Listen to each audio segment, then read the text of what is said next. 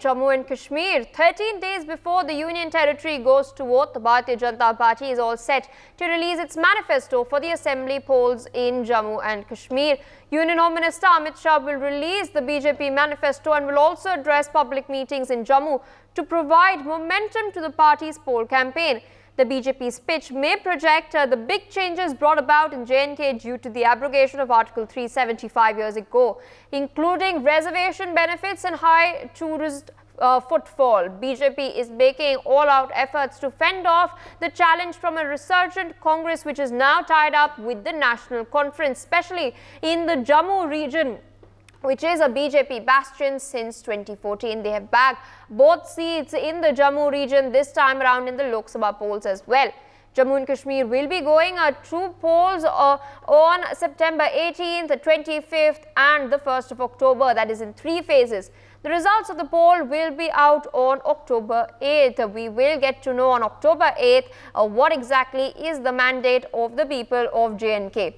Significantly, these polls will be the very first elections in Jammu and Kashmir since Article 370 was abrogated and the erstwhile state was divided into 2 union territories in 2019. With me on the broadcast is my colleague Ashik Mir, who is joining us live from Srinagar. Ashik, what's happening on ground? It seems that Union Home Minister Amit Shah is going to be visiting Jammu and Kashmir. He's going to be launching the Sankalp Patra of the Bharatiya Janata Party and also carrying out a rally. What's happening on the ground as far as the cadres and the organization of this rally is concerned? हाँ बिल्कुल पिया, अगर हम जम्मू कश्मीर की बात करें तो 18 सितंबर से यहाँ पर जो हिसाब से असेंबली इलेक्शंस होने जा रहे हैं तो तमाम तर पॉलिटिकल एक्टिविटीज इस वक्त ग्राउंड पर देखने को मिल रही है। अगर हम बीजेपी की बात करें तो बीजेपी के अमित शाह जो है आज जम्मू आ रहे हैं और वहां पर वो मैनिफेस्टो रिलीज करेंगे।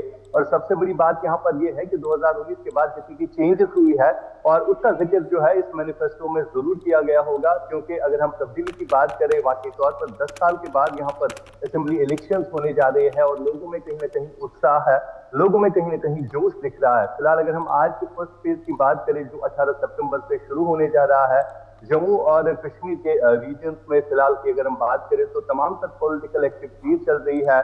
साथ साथ आपको ये भी बता दें कि हाल ही में नेशनल कॉन्फ्रेंस और कांग्रेस की तरफ से जो अलायंस किया गया है इस पर भी कई सारे कैंडिडेट जो है मैदान में उतरे हैं, लेकिन आने वाला वक्त बताएगा जिस हिसाब से 2019 के बाद केंद्र सरकार और बीजेपी सरकार की तरफ से जो चेंजेस लाई गई है, क्या उसका लाभ जो है बीजेपी सरकार आने वाले वक्त में उठाएगी या नहीं, ये आने वाला वक्त बताएगा।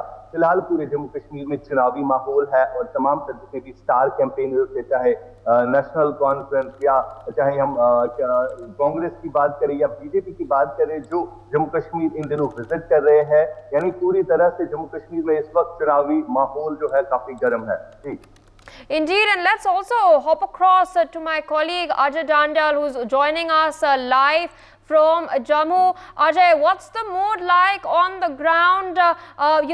Several people have been hailing the vikas that has been taking place in J&K since Article 370's abrogation. We've seen record number of tourists visit the valley as well, several investments that are being ushered in from private firms. And what are the people, the local people who've yielded the benefits, who've yielded the dividends of the Vikas in J&K, what do they have to hear? What is the pulse of the people like?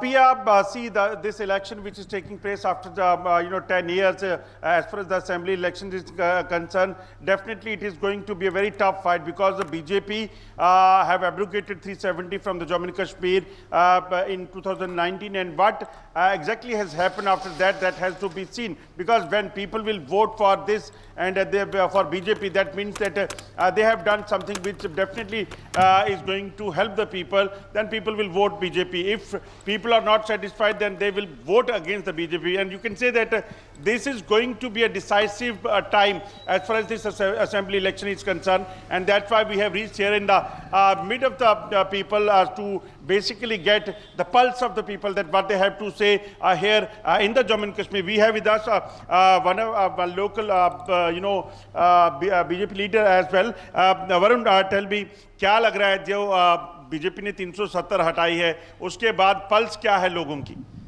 देखिए, pulse यही है लोगों की कि लोग काफ़ी खुश हैं बीजेपी की सरकार से 370 और 35 से हटने के बाद। अब देखिए जो डेवलपमेंट हुई है यहाँ पर 2014 के बाद, वो पहले नहीं थी। यहाँ का जो माहौल है, जो पहले हर श्रीनगर में पत्थरबाजी थी वो ख़त्म हुई है, जो टेररिज्म था वो बहुत 80% तक ख़त्म हो गया। और आप डेवलपमेंट के तौर पे देखिए यहाँ पे एम्स आ गया, IIT आ गया, IIM आ गया, रिंग रोड्स आ गई हैं और शांति का माहौल है और लोग काफ़ी खुश हैं। और इस बार लोग बीजेपी को ही वोट करेंगे और बीजेपी की सरकार बनाएंगे। बीजेपी की सरकार बनाएंगे। आपको क्या लगता है, जिस तरीके से 370 हटी उसके बाद जो माहौल है, लगता है एक बार फिर से ये जो इलेक्शन होने वाली है ये डिसाइड करेगी कि लोग खुश हैं या लोग ना खुश हैं? सर, इसके बारे में ये कह रहा हूँ क्योंकि जब से ये नया रूल क्या कहते कि देखा अभी हमारे जो मीटर लगे हैं बिजली के, इसके बारे गरीब तबका है ना जो इतनी बुरी तरह से सुलझा हुआ है, कहने की बात ही, इतना बुरी हालत है इनकी। ये तो कह रहे हैं हमने बहुत कुछ किया है, बहुत डेवलपमेंट है। जम्मू में कहाँ डेवलपमेंट है? श्रीनगर में है, जम्मू में कोई नहीं है। जम्मू में कोई नहीं पूछ रहा। एम्स तो बना है, IIT तो यहाँ पे भी बना है। क्या होगा अब एम्स में जाके देखिए, वहाँ पे कुछ नहीं होने वाला। ठीक है, अभी हमारे भाई साहब गए थे, आंखें चेक करानी थी, उनको उनसे 7,000 रुपया लिया है। मैं आपको स्लिप बताता हूँ, कल ही मेरी बात हो रही थी। कह रहे किस लिए है ये, फ्री चीज़ें हैं या पैसे देकर प्राइवेट है या क्या है ये?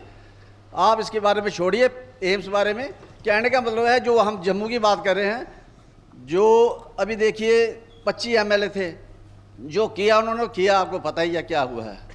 कोई डेवलपमेंट नहीं है जम्मू में, कोई कुछ नहीं हुआ है। इस हाथे में वोट हम बीजेपी को नहीं देने वाले। आपको क्या लग रहा है जो केंद्र ने किया, प्राइम मिनिस्टर मोदी ने को देखकर जो कहीं ना कहीं चीज़ें उठ रही हैं कि हाँ बदलाव हुआ है, वो बदलाव लोगों को यहाँ सरकार को फ़ायदा देगा इसको? अजय जी, मैं आपको बताने जा रहा हूँ कि 10 सालों के बाद जो है विधानसभा के चुनाव हो रहे हैं और धारा 370 पे जो है रेफरेंडम होने वाला है, मर्दमशुमारी होने वाली है। जिस तरीके से भारतीय जनता पार्टी ने जम्मू कश्मीर के लोगों को तबाह किया है, बाहर से लोग लाकर यहाँ पे ठेकेदार बाहर से हैं, यहाँ की फैकल्टी बाहर से है, आज सारा इंस्टीट्यूशन जो है वो बाहरी के जो कब्जे में है। और जम्मू कश्मीर का जो नौजवान है वो बेरोजगारी से त्रस्त है। जम्मू कश्मीर का प्रत्येक व्यक्ति मीटर, जो स्मार्ट मीटर के नाम पर लोगों के साथ लूट की जा रही है। अगर ये भी सच्चाई है कि जब पार्लियामेंट के चुनाव हुए हैं बीजेपी ने दोनों सीटें जीत ली जहां पे वो लड़े। देखिए, वो जातिवाद पे हमेशा चुनाव लड़ते हैं और जाति, आपको पता है, जाति के चलते ही उनको वोट मिलता है। लेकिन लोग अब उकता चुके हैं इनकी जो सियासत से, और जम्मू कश्मीर को खासकर पता चल गया है कि जम्मू कश्मीर के नाम पर इन्होंने पूरे देश में वोट लिए हैं।